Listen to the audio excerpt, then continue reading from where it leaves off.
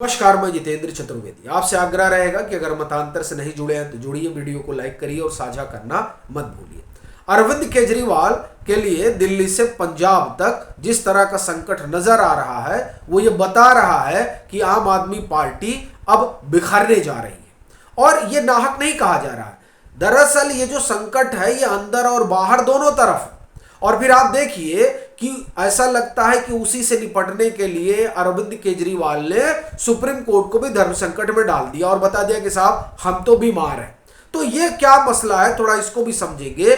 लेकिन पहले जो अंदरूनी संकट है आम आदमी पार्टी के अगुआ के सामने, उसकी एक बार पड़ताल कर लेते हैं और बात पंजाब से शुरू करते हैं। चूंकि चुनाव अभी पंजाब में होना है और वहां 13 लोकसभा सीटें हैं और चंडीगढ़ को जोड़ लीजिए तो 14। आम आदमी पार्टी की कोशिश है कि ज्यादा से ज्यादा सीटें हासिल की जाए, इसीलिए उन्होंने वहां कांग्रेस से गठजोड़ नहीं किया। अब वहां आलम यह है कि राहुल गांधी और अरविंद केजरीवाल आमने सामने नहीं होना चाहते हैं। क्यों? क्योंकि दिल्ली में तो इनका गठजोड़ है और पंजाब में गठजोड़ है नहीं, तो वे एक दूसरे पे बोले क्या। अब इनके लिए पहला संकट तो यही है। फिर दूसरी बात जो सामने आ रही है वो ये कि इन्हीं की पार्टी जो है, आम आदमी पार्टी के महासचिव हैं जस्टिस जोरा सिंह, वो अपनी पार्टी के खिलाफ ही हो गए हैं और वो जो निर्दलीय कैंडिडेट है उसका समर्थन कर रहे हैं।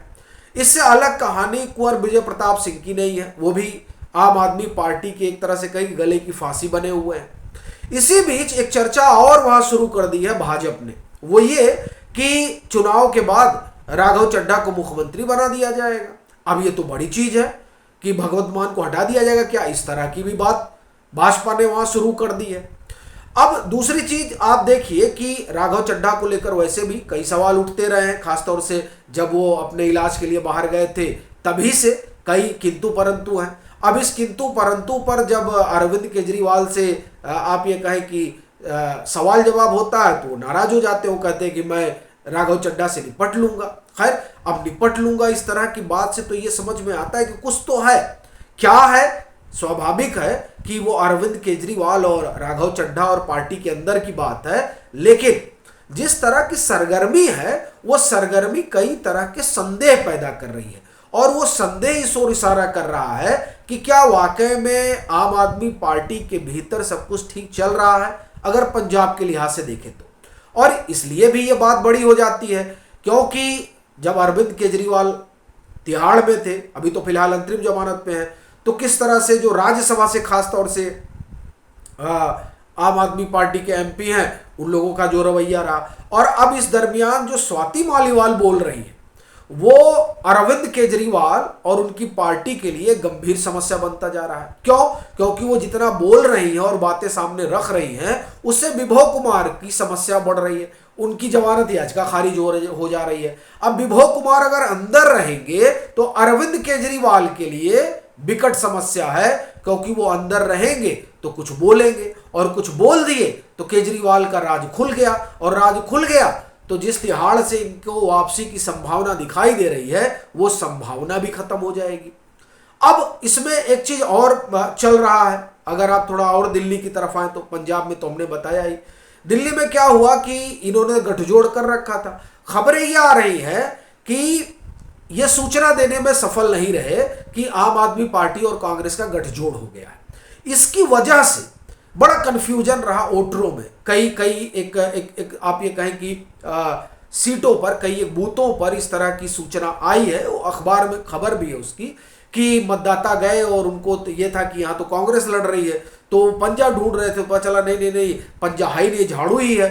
तो वहां लोगों ने बताया, जो लोग वहां पर मौजूद थे अधिकारी वगैरह, कि नहीं देखिए क्या है कि आम आदमी पार्टी और कांग्रेस का गठजोड़ है तो इसलिए यहां पर कांग्रेस नहीं, यहां पर आम आदमी पार्टी लड़ रही है, तो आप झाड़ू कोड दीजिए अगर आप कांग्रेस को देना चाहते हैं तो।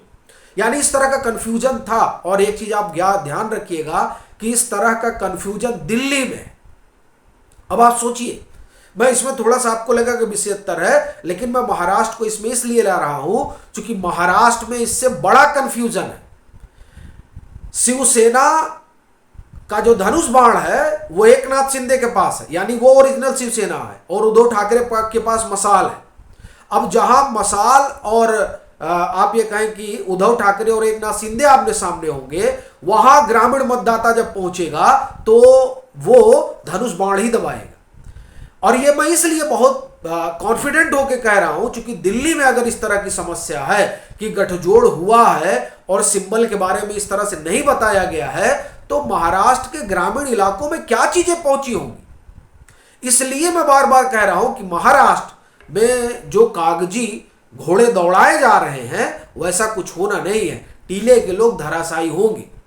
क्योंकि इसी तरह की चीज दिल्ली में आम आदमी पार्टी और कांग्रेस को लेकर नजर आई, यानी वोट ट्रांसफर के लिए ये पैक्ट हुआ था आम आदमी पार्टी और कांग्रेस के बीच, लेकिन जमीन पर जिस तरह से चीजें नहीं पहुंच पाई और लोगों तक ये मैसेजिंग नहीं हो पाई कि नहीं इनका गठजोड़ हो गया है, उसकी वजह से कंफ्यूजन हो, और वो कंफ्यूजन वोटों में तब्दील हो पाया है ये तो मुमकिन नहीं दिखाई दे रहा है। उस कंफ्यूजन की वजह से चीजें तितिर बितिर हुई है, तो इसके कारण यहां करारी हार की संभावना साफ दिखाई दे रही है। अब ये संभावना जो है, ये कहा जा रहा है जो शीश महल में मीटिंग हुई 26 को मीटिंग में बड़ा बवाल हुआ बताया जा रहा है। और ये देखिए, ये भी कपिल मिश्रा ने ट्वीट किया है, वो भाजपा के दिल्ली प्रदेश के बड़े नेताओं में उनकी गिनती होती है। एक समय में वो आम आदमी पार्टी में हुआ करते थे और अरविंद केजरीवाल के विश्वस्त मंत्रियों में शुमार थे। अब वो ये बात लिख रहे हैं तो जाहिर सी बात है उनके पास अंदर की खबर होगी। तो वो बता रहे हैं कि साहब वोटिंग के बाद जो वहां बैठक हुई शीश महल में, वहां अरविंद केजरीवाल बिफर पड़े अपने नेताओं के ऊपर कि तुम लोग क्या कर रहे थे। इस तरह की चीजें हुई हैं, मतलब क्या कर रहे थे। इसका मतलब यह हुआ कि ये नाराजगी इस बात की ओर संकेत है कि 7 सीटें ये गठबंधन हार रहा है। अब देखिए 7 सीटें गठबंधन हार रहा है, उस बात की अकुलाहट अरविंद केजरीवाल के चेहरे पर तो दिखाई ही दे रही है।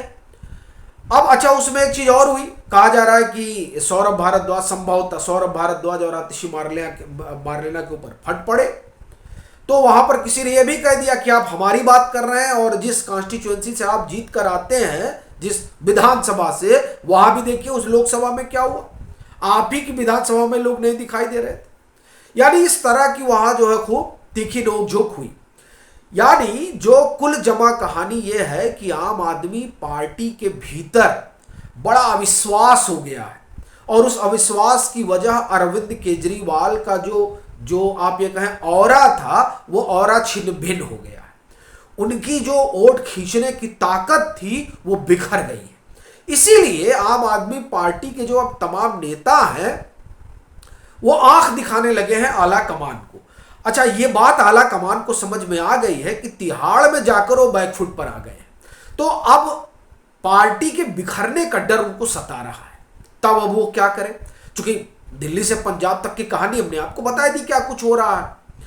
तो अब अगर वो 1 जून को जेल, 2 जून को जेल चले जाते हैं, तो 1 ही जून को शाम को स्पष्ट हो जाएगा एग्जिट पोल में, और जो कि संभावित है कि भाजपा बड़े बहुमत से आ रही है। तो अरविंद केजरीवाल सोच रहे हैं कि अगर 1 आध हफ्ते का मौका मिल जाए तो कम से कम पार्टी को बिखरने से बचा ले। इसीलिए उन्होंने एक दांव चला और सुप्रीम कोर्ट में कह दिया कि साहब अर्जी डाल दी कि हमको फलाना ढिमकाना बीमारी है, आतिशी मार लेना तो सुनियत बताइए, मतलब कैंसर हो गया है, न मालूम क्या क्या कहा जा रहा है। तो अब बड़ी गंभीर बीमारी है और उसका जांच पड़ताल कराना, वो उसके लक्षण वगैरह हैं, तो इसके लिए हमको 1 हफ्ते की मोहलत चाहिए। अब सुप्रीम कोर्ट का संकट इससे बढ़ गया है, क्योंकि सुप्रीम कोर्ट ने तो 1 तारीख तक की बात कही थी कि साहब 2 को सरेंडर करेंगे ये। और फिर आप देखिए कि खुद कार्यपालिका एक तरह से कहें, जब अमित शाह ने कहा कि कई लोगों को ऐसा लगता है कि विशेष कृपा हुई है सुप्रीम कोर्ट की, जिसको सुप्रीम कोर्ट ने भी अन्यथा नहीं लिया और सुप्रीम कोर्ट ने कहा भी कि सकारात्मक आलोचना का स्वागत है। तो अब सुप्रीम कोर्ट ने तो इनको भेजा था, अंतरिम जमानत दी थी चुनाव प्रचार के लिए, और अब ये उसका जो है एक तरह से कहें कि इस लिहाज से कहा जा रहा है कि फायदा उठाने में है कि हमको बीमारी है। तो भाई आपको कोई बीमारी है, जांच पड़ताल तो तिहाड़ में भी हो सकती है, क्योंकि आपका जो ये शुगर वाला मसला था उस मसले को लेकर वहां बाकायदे एक्सपर्ट कमेटी बनाई गई डॉक्टरों की। तो इसलिए आपको तो कोई संकट है नहीं, आप तो तिहाड़ में जाए, तो मुख्यमंत्री भी हैं, तो वहां भी आपकी जांच पड़ताल हो जाएगी। तो अब ये जो इन्होंने एक नई अर्जी डाली है, उससे सुप्रीम कोर्ट के लिए भी एक संकट का स्थिति पैदा हो गया। लेकिन ये जो कुल चीजें हो रही हैं अरविंद केजरीवाल की तरफ से, वो महज अपनी इस बिखरती हुई पार्टी और डूबती हुई नैया को बचाने के लिए हो रही है। लेकिन लगता नहीं है कि आम आदमी पार्टी बच पाएगी और अरविंद केजरीवाल के लिए कोई रास्ता अब है, ऐसा नजर नहीं आता है। आपकी क्या राय है जरूर साझा करिएगा। मतांतर से नहीं जुड़े हैं तो जुड़िएगा, वीडियो को लाइक करिएगा और खूब शेयर करिएगा।